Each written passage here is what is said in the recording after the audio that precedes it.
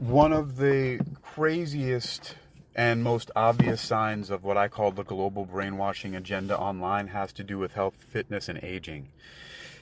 For over a year now, I've been observing people online commenting on videos, specifically on Facebook. It's on other platforms as well, but specifically on Facebook, where there's a guy, for example, especially Vanya Moves. Vanya Moves, she's maybe 20 something, and she does a lot of different athletic movements, dynamic, static, and active movements. She stretches, she jumps, she and she is basically, I think she has a course or something. I never really looked into it. I don't need it. But here's the thing: almost every single person that's on there, especially people who are 30 or older, are are writing comments like things that say, wait till you get into your 40s and then try that, or that's easy for a 20-year-old to say, or try that when you're 40, and all these different things like that. And everything is some disparaging, negative, defeated comment about how when they're aging, that all of a sudden they're supposed to just be falling apart. Now, I'm going to stay right now because it's a minute and 30 seconds. I am 48 years old, and I will be 49 in September of this year, 2026. And these things are ridiculous to me because I'm not slowing down. I figured out how to slow down, but I'm not doing it. And I figured out why I'm not doing it, and I figured out how not to. And I'm not talking about reversing aging. I'm not talking about going back in time. I'm not talking about some fountain of youth. I'm not talking about some magic pill or some elixir. I'm not talking about an injection, a surgery, or steroids, or anything like that, or even any supplements. None of that is actually necessary. What people are missing is discipline, really. And I will get into a little bit more of what that actually means. And this recording that I'm making right now is going to go on Uniquilibrium podcast, Uniquilibrium. It's one of my main YouTube channels, but I'm just going to put this on Uniquilibrium for right now. And coming up in May of 2026, May 2nd and May 3rd, is the first annual Virginia Beach Healthy Living Expo. That's what I'm calling it, because it is the first one that's coming here, the Healthy Living Expo. And not only am I going to be a presenter, and I have a booth there at Neptune Park, where I will be doing a capoeira demonstration with Phil Sessions from Beira Mar Capoeira. I will also have my friend Robin there with me, who is the founder of Lunar Orchid Jewelry. She'll have her jewelry there present to sell. She'll be a vendor there. And I will also be, as I said, presenting. I'll be speaking, as well as I've been asked and I accepted to be the MC to announce the various different speakers and presenters that are going to be speaking near the end of day at between around 3:30 to 5:30, something like that, in that window, about 1.5 to 2 hours on May 2nd and May 3rd. So that's the Healthy Living Expo coming to Virginia Beach, Virginia, centered at Neptune Park and the greater oceanfront area. And so that's something to look out for. If you're looking for something to do in Virginia, you should come out to that event. It's free and open to the public, and there will be food vendors. There's going to be a 5K run. There's going to be puppy yoga, as well as a walk, in order to raise awareness and I think some funding for the pet adoptions for furry friends. And there is yes, there's going to be a 5K, there's going to be furry yoga, there's going to be music, there's going to be food, there's going to be lots of different vendors, there's lots of different wellness organizations out there, and we still have some spots available. So if you want to get a booth and a section out there, we're still accepting vendors where you can come out and you can represent your organization and also sell your merchandise, and also if you also sell health and wellness products. That's the Healthy Living Expo, Virginia Beach. You can go to the website, which is healthylivingvb.com. That's healthylivingvb.com. And so now one of the, I have seen these comments, and they don't change, which is really interesting, which is, a lot of people will be upset with me for calling it this, because there's a saying that goes around, which is pretty true, that it's easier to fool people than to convince them that they've been fooled. And I call this the global brainwashing agenda. I know it's sort of a shock and awe title or a phrase to use. I also do have credentials from one of the most respected schools of clinical hypnosis in the world.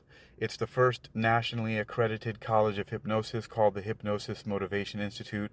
And so I'm a behavioral scientist who focuses on vocational and avocational motivation and self-improvement as my scope of practice, and applying clinical hypnosis, the methods of clinical hypnosis, repetition and association, in conjunction with the hypnotic modalities of authority and one-upsmanship, translogic paradigm induction, and internal experience and overload, and using these to craft my suggestions. I've created my own systems. I have hypno-athletics, exercising your mind towards universal harmony and spiritual wisdom through healthy living and self-defense, with the Institute of Metaphysical Hypnosis. Also PACTS, PACTS, personally attuned conversational transformation sessions. I could keep going on. I have a lot of different handles and brands and concepts that all converge on the idea and the understanding of healthy living and self-defense. Now, this is what I do. This is what I've been focusing on. Years ago, on the second website that went online, which is actually called exercisingyourmind.com. My first website was Hypno-Athletics. That went online in 2006. It's now 2026, of course, April. It went online March of 2006, so it's 20 years old. Exercisingyourmind.com went online in 2007. It is now 19 years old. And the tagline on exercisingyourmind.com is wealth attraction research. Great health is the truest of all wealth.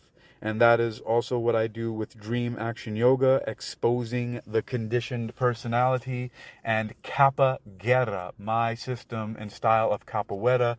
Kappa Guerra, the only war to wage is within. Have you noticed the theme?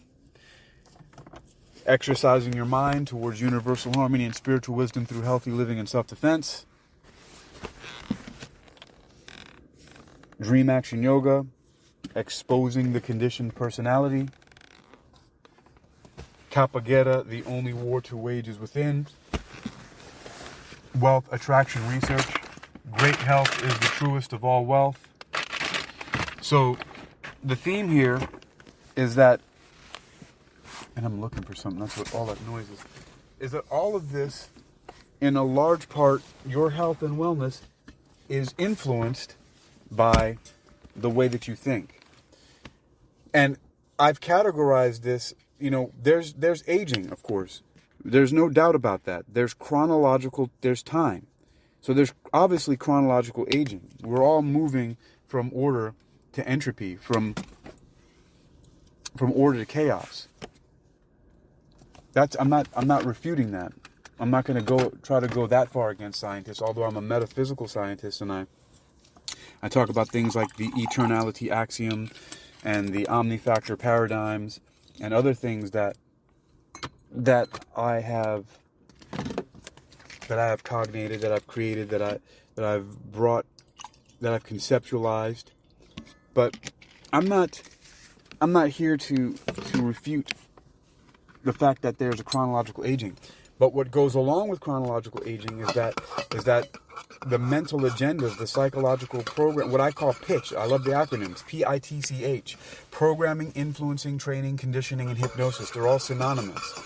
And the thing is, what's causing people to have these ideas that they're supposed to be basically decrepit once they hit 30s and 40 years old. I mean, for goodness sakes, I heard a 26-year-old woman outside of a bar that I was doing security for, the Green Parrot in Chicks Beach, who was doing some kind of movement. She was like like play fighting with some guy outside, and she was saying something like, "Oh, I can't believe I can't squat down that low. I'm 26." I'm just thinking, man, people are just letting themselves fall apart earlier and earlier and just making excuses for the decline of their physiology.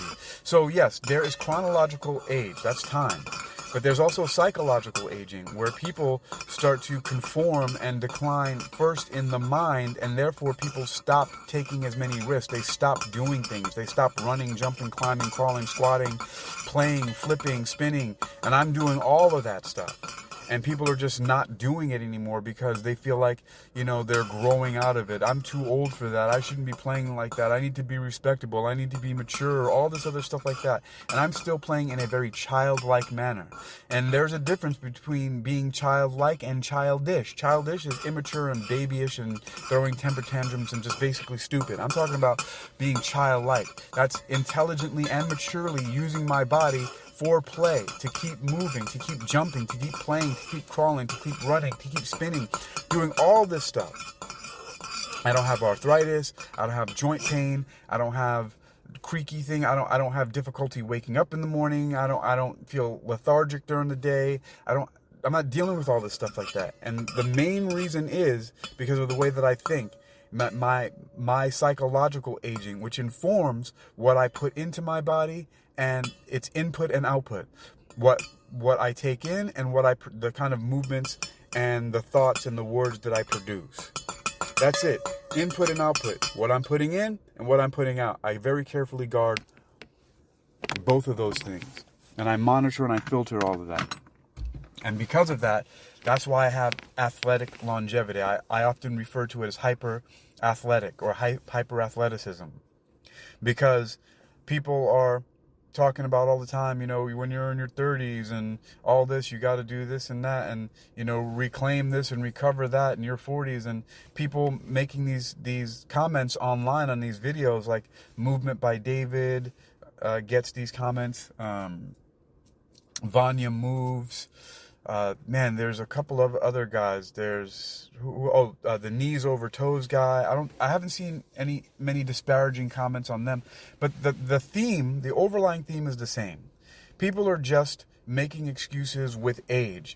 Oh, when you're 40s, try that, or I'd like to see you say that when you're in your 40s. And of course they shut up when I go on there and I say, look, that's brainwashing. That's kind of nonsense. You're just saying that. And I've done away with the niceties or trying to sugarcoat it, because people don't respond to that. I could say that if I say something gently, which I started doing, and say, hey, it might not be that way for everyone.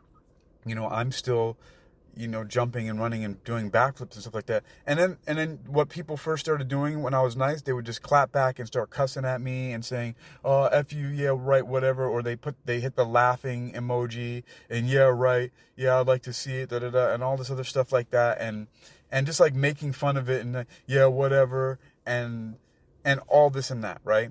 And then now I just started. I don't understand. I have extensive. I've been documenting on video me doing this stuff for years.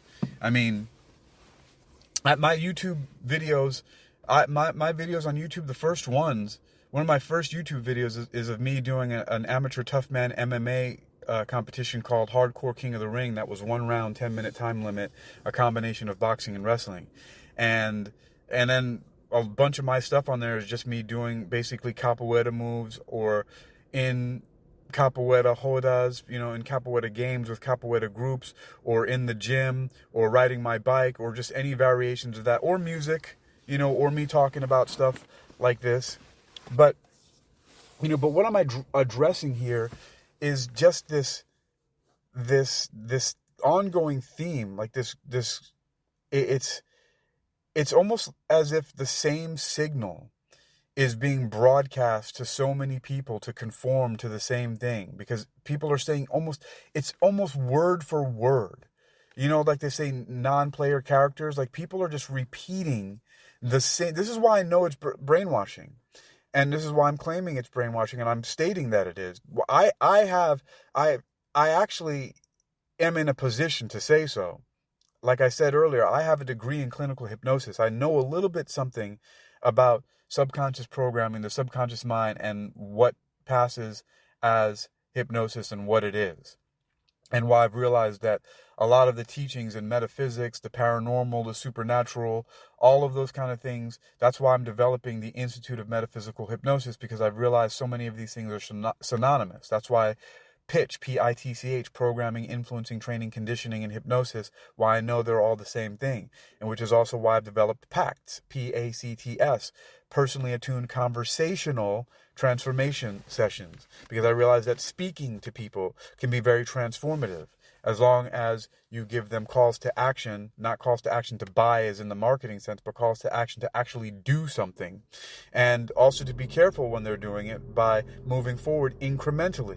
Change, especially if you are in a sorry state, must be made incrementally. Change must be made incrementally. If you want to go from bad to good, you have to go from bad to better, and then you can get good. And then you can be great, then you can be phenomenal, then you can be hyper athletic. At 48, I have not shown any signs of slowing down. Now, just because I don't feel it doesn't mean that it's not happening. Like I said, I understand chronological aging. But when I look at the videos of myself and my speed and the power and the height that I'm getting off the ground, it's the same as it was 20 years ago. So I'm moving with the same speed, and I never really and I'm not claiming, I never really was very fast. I'm not the fastest person. I'm not the strongest person, but I'm very strong and I'm very fast, and it served me very well because I'm also strategic. I'm also tactical. I also have great timing. I use deception and all this when it comes to combat and fighting, whatever. And most of all, I just have a lot of fun.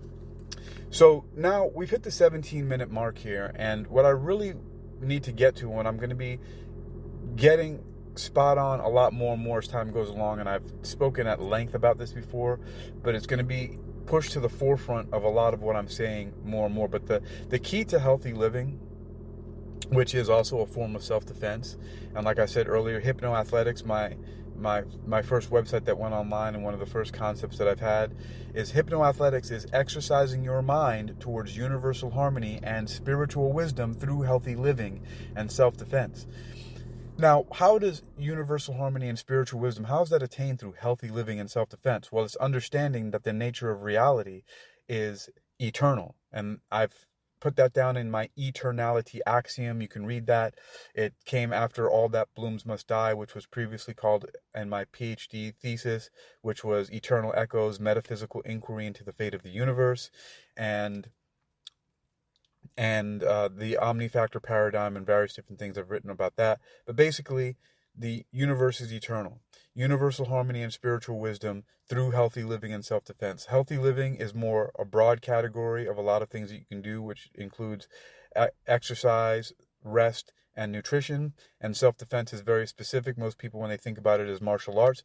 But I not only categorize self-defense as martial arts, but the overall way that we think and how we deal with PITCH, P-I-T-C-H, programming, influencing, training, conditioning, and hypnosis, and how we filter it. And because of the way that we think, the way that we speak, and the things that we do, our behavior, this is what ultimately influences and guides and affects our physical health. And as I was saying, the nature of reality is eternal. So our physical, and in eternal existence, the physical, the mental, and the spiritual are not separate. And so what you do here and now, right now in the physical world, is mental. It is spiritual. There is such a thing as much as there is mental control of the body, there is physical control of the mind. And all of this is emotional, spiritual control and regulation. It's all a reinforcing cycle. They're all just different perspectives of the same underlying eternal reality. The physical, the spiritual, and the mental are not separate.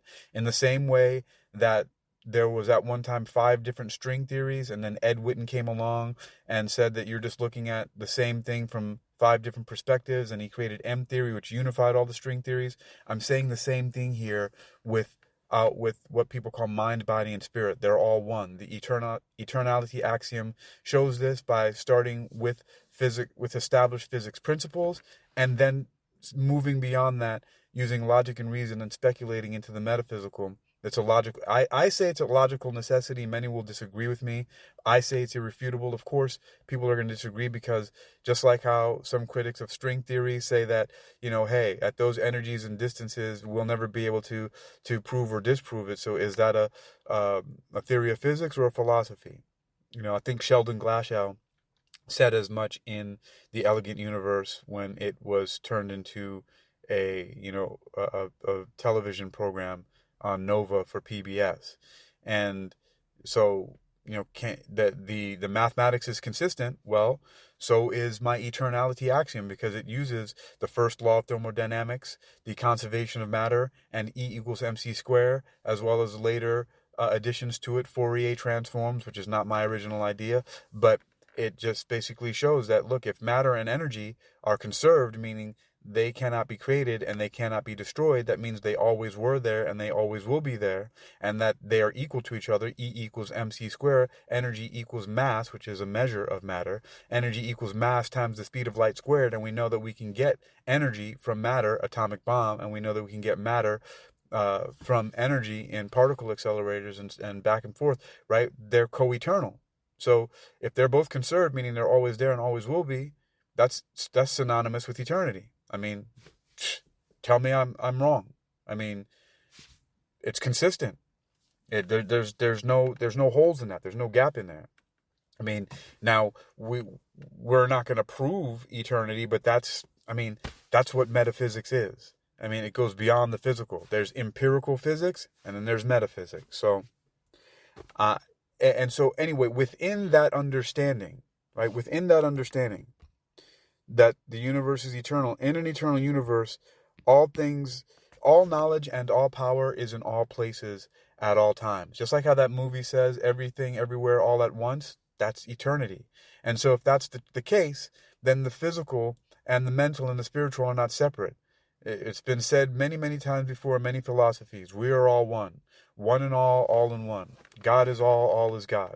However way you want to put it. And so you start here and you start now.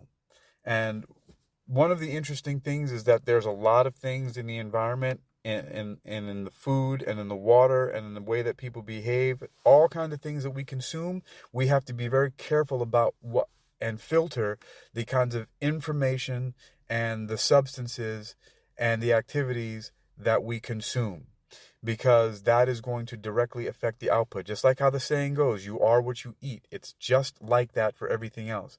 And so we need to be very, very, very aware of what we're putting in our body, how we're resting, how we're moving or not moving, because that's going to influence how we live, the quality of our lives. And a very specific application of this, what I'm really, really talking about, is that we have to understand that as we get older chronologically, right, we have to psychologically synchronize our aging to continue to be healthy by not shying away from physical activities, but also being careful to move into them. Especially if you haven't done something for a while, you have to take your time getting into it. If you haven't run for a while, start walking first. If you haven't been walking, start standing more.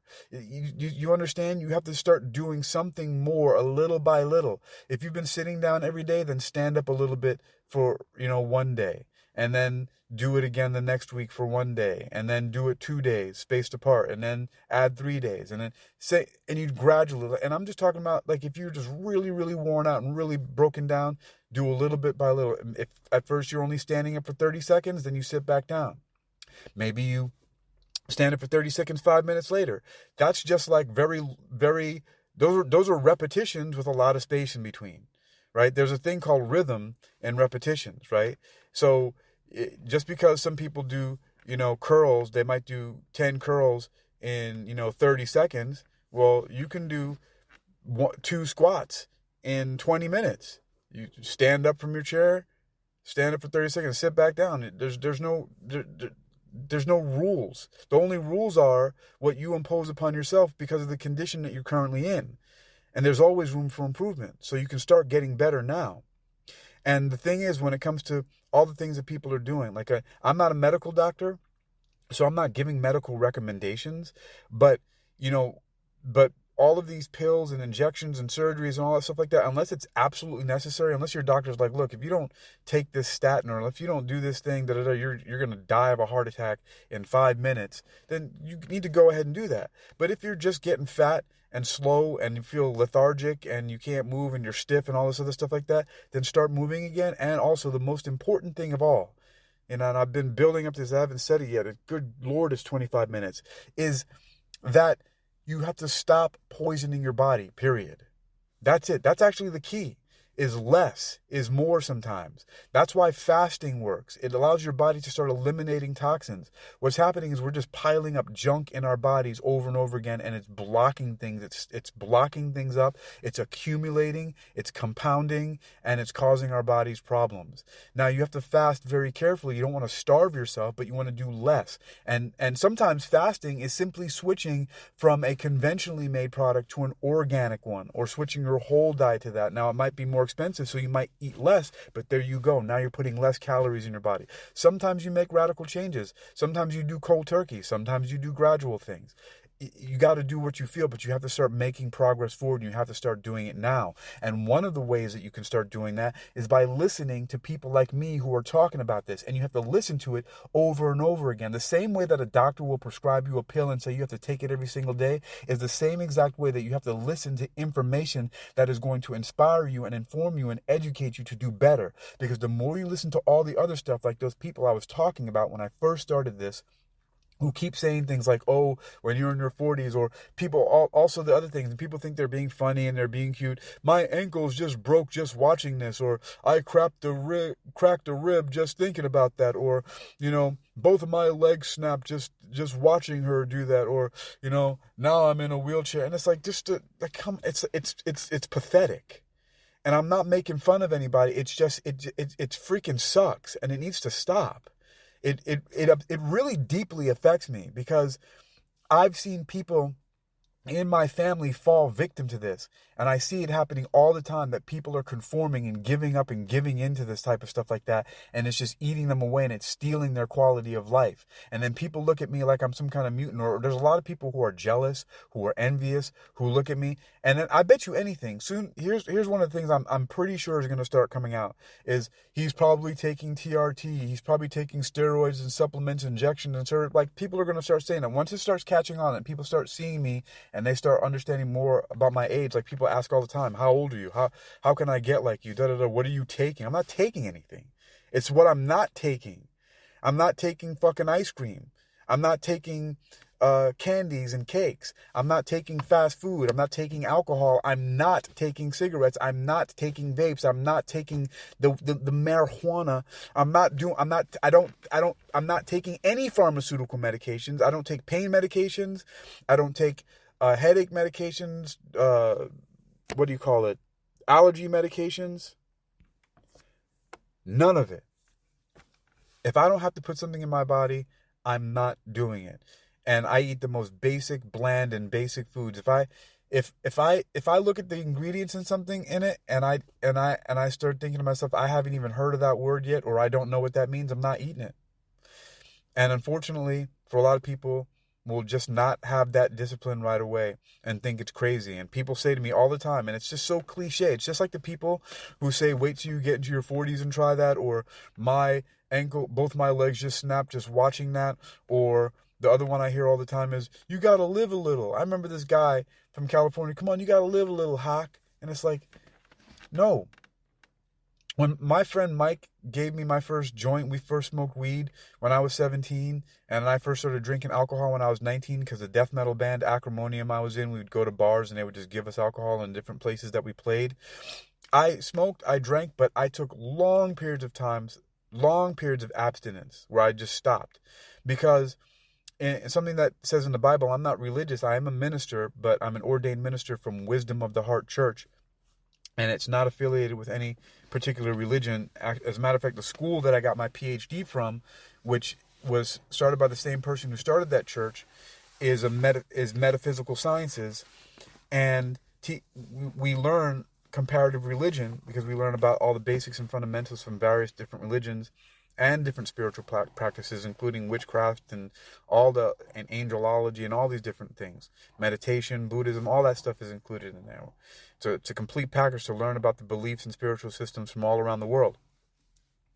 But I'm not religious. But one thing, the Bible, I recall saying, one cannot serve two masters. You can't serve God and mammon. And that has been the story of my life. As much as I tried to party and drink and hang out with my friends and do this stuff, it just made me sick. It made me miserable. It slowed me down. It made me puffy. It made me gain weight and bloat and have fat and feel stiff and throw up and just not. And fortunately for me, for some reason or another, I don't know what it is, but I am more addicted to hyper athleticism and being able to jump, flip, crawl, climb, swim, run, squat, bend, flip, all spin, I just want to do all that stuff. And that is more important to me than getting drunk or high or whatever, those things are just not for me. Or stuffing my face full of so much food that my stomach is full and I have to loosen my belt and I'm just like, oh man, I eat so much. It's just not for me. I tried it. It doesn't work. I realized very early on that doing those kind of things inhibits my ability to do all the other ninja shit that I want to do. So that's why I don't do it.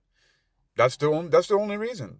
That's my motivation. It's I simply want to be able to do these things more often and not be hindered or stopped. I want to be able to, at any given moment, without having to stretch, without having to warm up or anything, just bust out into backflips, spins, and kicks, and I can do that. I remember I invited my younger brother and one of his friends, Jamar, to the gym to play capoeira, because this kid, Jamar, plays capoeira. And I remember at the end of it, they were talking about stretching, and I was like, I don't stretch. And Jamar said to my brother, yeah, he didn't even stretch. He just started going, because I don't need to, because I'm constantly in action. I'm constantly in motion. I'm 48 years old, people. This is not a joke. I'm not playing around. I know that it's true.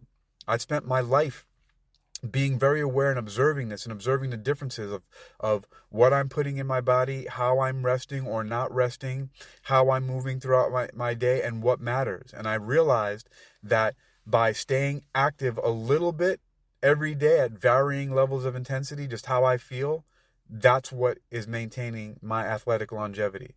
That is what maintains it, is that I do a little bit every day and according to how I feel, and don't overdo it if I don't have to. Sometimes I get really excited, and there's been days when I've gone manic and just worked out, flipping around and jumping and kicking for 2, sometimes 3 hours.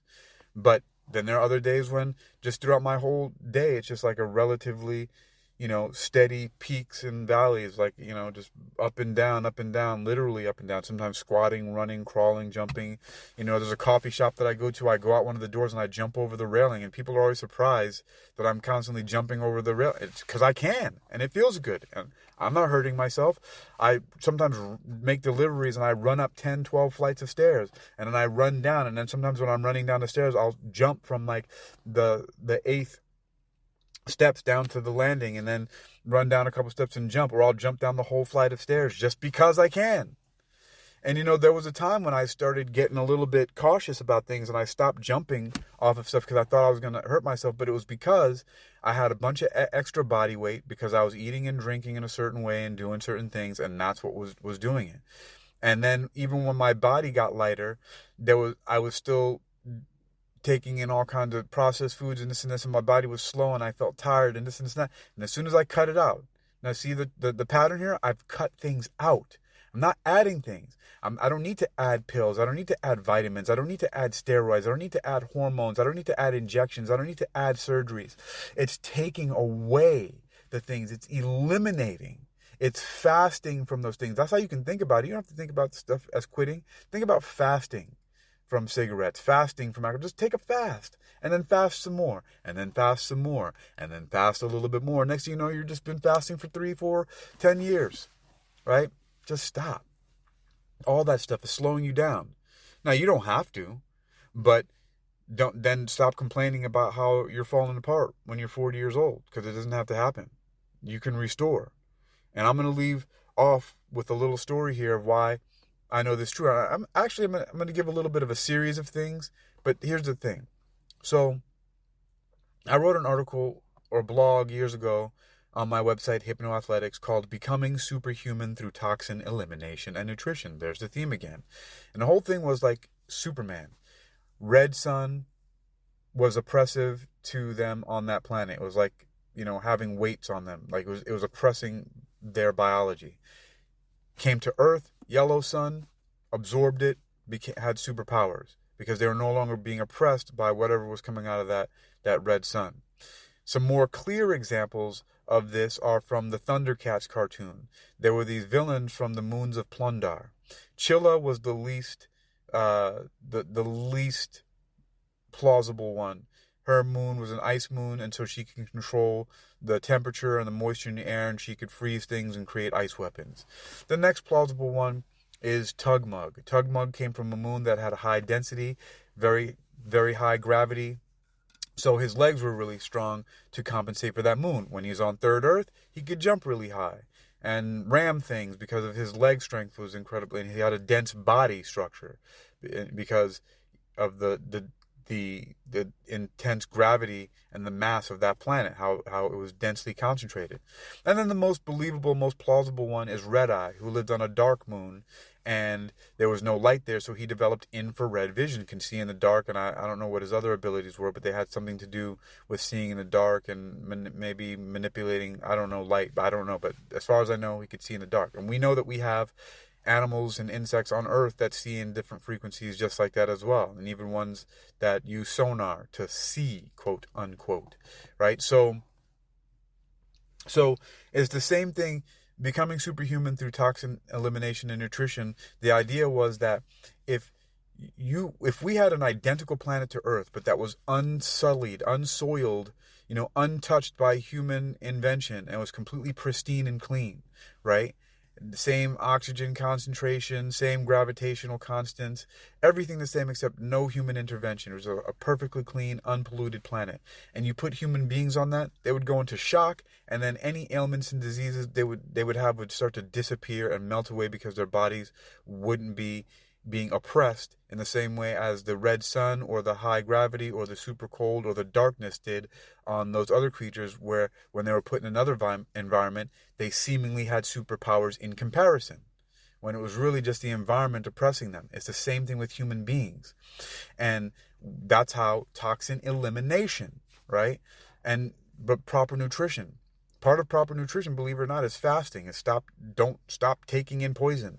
And I also created a protocol, I love the acronyms, called FAST and FEAST. FAST, like fasting, like stopping, stands for Food Awareness Subjective Testing. And FEAST is Food Express Awareness Subjective Testing. Not going to get into those right now, but it's a way of monitoring how different foods are affecting you. And there's a whole baseline protocol that you go through. It doesn't require any fancy equipment or knowledge.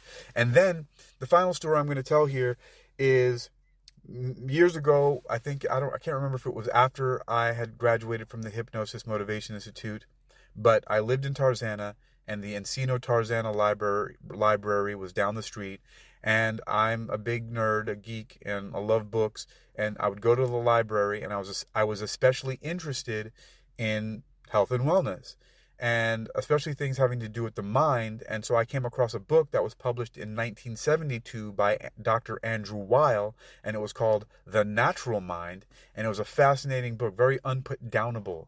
So I read that thing cover to cover, amazing book. And, one of the things he says inside there, he says that, in the same way that a negative psychotic can be a burden on society, the same way that a positive psychotic can be an asset to society. The National Institutes of Mental Health will be the last North American organization to recognize the positive potential of psychosis, a potential so overwhelming I'm tempted to call psychotics the evolutionary vanguard of our species, because they have the ability to change reality simply by changing their minds. Now, I'm pretty sure that it's almost exactly close to what was said in that book, because I read it over and over again for the purpose of memorizing it and committing it to memory. But the concept was so clear to me that I understood it. But even if I didn't quote him verbatim from the book, what I have said is the spirit of what he said. It is as close as you can be to what he said, and I agree, because I understood it. I understood what he was saying. That psychosis does not have to be a bad thing. when it's guided in the same way. And one of the things he also said is, if you're not oppressed, like I was talking about the red sun and the different moons of those villains, by the environment, right? And in this case, he said, if psychotics are not inhibited and oppressed by like many of the pharmaceutical interventions, and if they have the right guidance, they can be the evolutionary vanguards of our species, because they have the ability to change reality simply by changing their minds. I mean, that's a profound statement. Now, moving on from there, though, I also, because I was so fascinated by his work, I got a book and a DVD series by the name of 8 Weeks to Optimum Health. And this really struck a chord with me, because there was a hypoglycemic diet program that was suggested by Dr. John Kappas, who founded the Hypnosis Motivation Institute, who we learned that many ailments and many conditions that people go through are actually triggered, especially some phobias, because of people having low blood sugar or hypoglycemia. And that if, in order to correct it, along with hypnotic modalities, you put them on this diet and help them to get their blood sugar back in order, and do things like a glucose tolerance test and stuff like that. But it was 8 weeks. And then there was also what I call the Bregan withdrawal protocol, from Peter R. Bregan, the psychiatrist who wrote the book Your Drug May Be Your Problem. And he talked about withdrawing from drugs. And so with all of this information I learned about, it's the reverse. And it was the same process in smoking cessation, which I also learned about how to help people stop smoking from the Hypnosis Motivation Institute. So there was all this reinforcing information, which was interesting because it all went along with something that I was talking about before, which was incremental change. And this is what it is. Instead of going cold turkey, it's going little by little. You make the improvements, you go towards the health. That's why it's 8 weeks to optimum health. You do it little by little. And so the last thing I'm going to say here is that the story that really stuck out to me, which really illustrates this, which is what I was also saying about the, becoming superhuman through toxin elimination and nutrition, in the book, or I think on the video series, Andrew Weil was talking about how another physician, because Dr. Andrew Weil is an MD, a medical doctor, working out of Arizona, he said that another physician told him a story about a river that a paper company set up on its bank and started polluting it. And everything died. All the plants and animals died. And then, for whatever reason, the river had to stop doing business, so it closed up shop and stopped polluting the river. And without anybody doing anything else, without any intervention to try to restore anything else, the life came back to the river. All the life, all the plants, all the animals. And all the animals that drank from the river came back, and the whole area started to thrive with life once again, simply because it stopped being poisoned. And that is what is the secret to your athletic longevity, your health and wellness for the human body, is you have to stop poisoning it. That is it. And poisoning it is also being sedentary, by sitting still all the time and not moving. That's another form of poison. That's actually a toxin. So unhealthy habits of all kinds, being sedentary, eating junk food, doing drugs, alcohol, all this stuff like that, even a lot of pharmaceuticals, a lot of stuff that people are doing, and too loud of noises, too bright of lights, right? You can have, all kinds of issues. We just need to stop poisoning ourselves, stop oppressing ourselves. Less is sometimes more, right? Less poison, less toxins is more health. And that's the way to go. That's what I'm talking about here. And that's what I've been getting at all along. This is the message. This is what I've come to understand through my wealth attraction research. Why I know that great health is the truest of all wealth. Because I'm enjoying the way that my physical body moves throughout the world, the experiences that I have in my quality of life.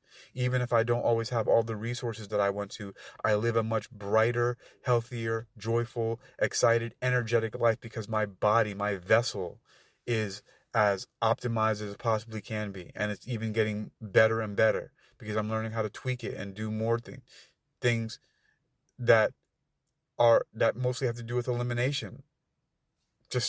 I'm just looking at ingredients more and making better selections. And I've had other times like this in my life. It's been one very long experiment that I've been testing this stuff.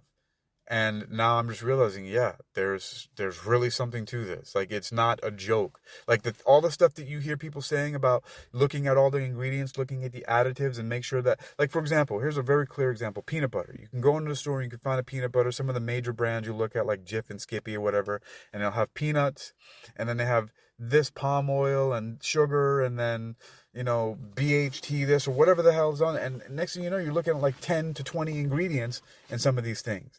Or whereas you look at some other ones, some organic ones or natural ones, you'll see peanuts and maybe sugar, or peanuts and palm oil, or some of them are just peanuts and peanut oil. This is the peanut product. That's it. And those are the ones, if I was going to eat that stuff, that I would be going for. People, it's boring. It's, man, live a little. You know, what's interesting about that is when your perceptics, when your systems, when your senses become cleaned out because you're fasting from a lot of these things, and you do it slowly and you make incremental change. Interesting thing that happens is that your taste buds open up and everything has amazing flavor. I literally actually go to Trader Joe's and find these organic triple washed, like baby spring mix and other things like that, and just pop open the bag and start eating it right out of the bag. And it's just so delicious to me. It tastes and feels so good in my body. It's crazy because I don't ever feel full or stuffed, but I always feel satisfied. It's crazy. It's just, I'm eating to power a machine, a vessel that is operating for me and doing the things that I want. And, you know, I am going to keep doing this because it's fun, and I'm going to keep doing it as long as I can do it, because I know that at some point in time, there's going to be a reckoning, and there's wear and tear. And yeah, I'm jumping over and bouncing and flipping over things and stuff like that. And, you know, I got to be careful. I mean, I can get hurt. I can have a bad day. I don't want to do that. I haven't been injured, thankfully, in a long time. I've been sore recently, like that day when I worked out for 2 hours straight. In a couple days, I was a little sore, so I thought, I'm going to take it easy with that. But tomorrow I'm going back to the park, and if the weather's permitting, the sky opened up a little bit earlier, but if the weather's permitting today, I'm going to be jump, spinning, kicking, flipping, rolling, because that feels good. And in this life that we're living, in this world, and all the craziness that's happening with people not having places to live and not having enough money, and all these tax burdens and all the crazy stuff going on in politics, and people fighting each other, and the left and the right, and the liberal and conservative, and the black and the white, and the blue and the red, and the up and the down and the back and the white, and it's all this stuff is crazy, right? People are more anxious and depressed than ever. Why burden your body when it's one of the things you have the most control over, because you have control over what you think, what you say, and what you do? Eliminate the toxins. You can become superhuman through toxin elimination and nutrition, at least in comparison to the norm. Why be normal? Why be regular? Instead of just surviving, let's thrive. There is a way. I know that it can happen because I'm living it. Great health really is the truest of all wealth. I am Hakeem Ali Bocas Alexander.